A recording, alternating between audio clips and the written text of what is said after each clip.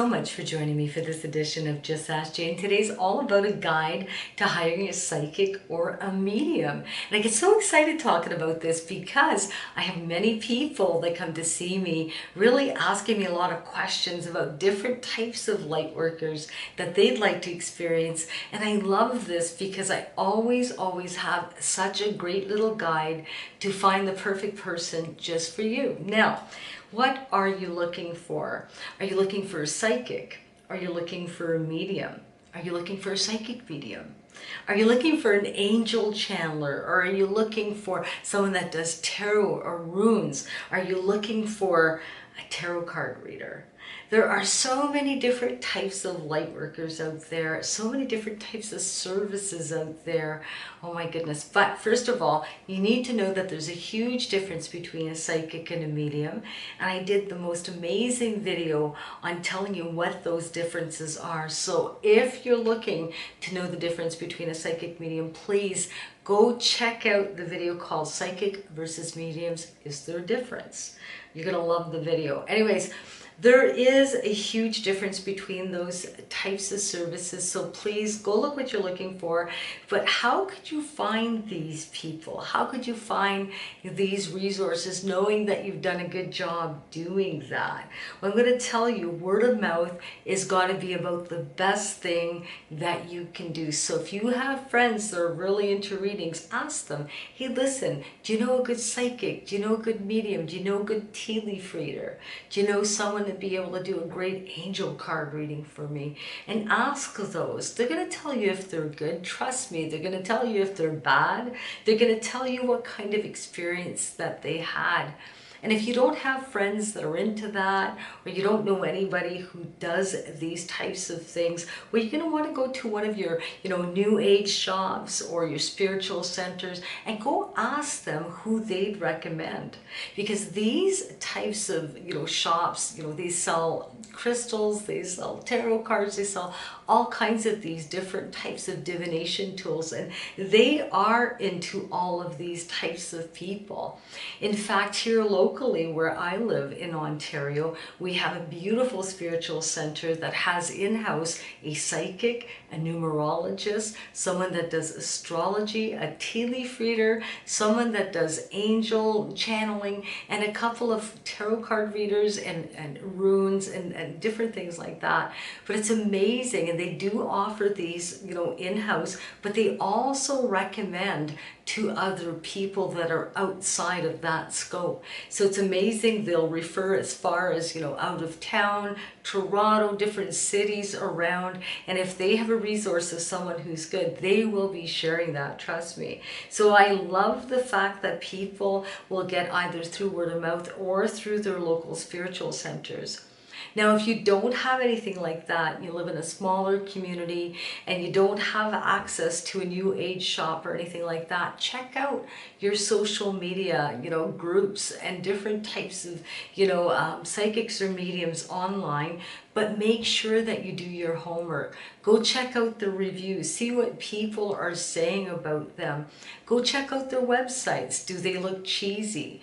Are they advertising silly things? Or are they outside the scope of what you have, set your belief system, to be? So just make sure that you're watching, because it's really a buyer beware type of thing. You really have to watch. There are a lot of psychics or mediums or people out there practicing that really have absolutely no training or no background in it. Some people are absolutely fake, and I see it quite often online, people that become mediums overnight and charge astronomical amounts and, take advantage of people who are grieving. I've seen people who have told others that they were going to put spells on them unless they paid them large amounts of money, which is absolutely silly. So if anyone tells you something like that, run for the hills. But I'm going to tell you, you really have to watch when you're hiring someone, because if you're putting your trust and your heart into somebody that you're sitting across, doing a reading for you for a half hour to an hour, you're going to want to make sure that that person is not planting negative seeds right here, and that they're not influencing you towards negative things or influencing you to come back based on fearful things that they may tell you. So be very, very careful. A good psychic or a good medium will have a code of ethics. Very simply, I know that I have one at the back of my board here, which talks about serving my clients professionally, you know, treating them with equal respect regardless of origin, race, religion, age, gender, or sexual preference, you know, keeping confidential everything that I discuss with them unless required by a court of law.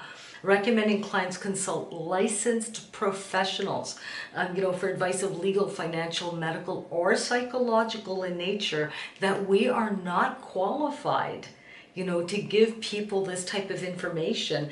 And really, you know, that if I was trained in one of these areas, I'd clearly have to tell the person, if I'm giving them specific information, that I'm trained in one of those areas. And if I'm not, then I better be very careful. It's a buyer beware. You gotta be really careful. And really, to encourage people, just listen, if you're not comfortable with this reading, you have the right to leave. You have the right to terminate this session if you're not feeling good about it. You know, and I'm going to tell you, not very many people offer a code of ethics. And so make sure that they have a good code of ethics. Make sure that you're investing your money into something you feel good about. And then the thing is, you know, to really recognize, and some people may not like this, but you know, being a psychic medium myself, I run into people who are addicted to readings or addicted to psychic mediums or to readings, period.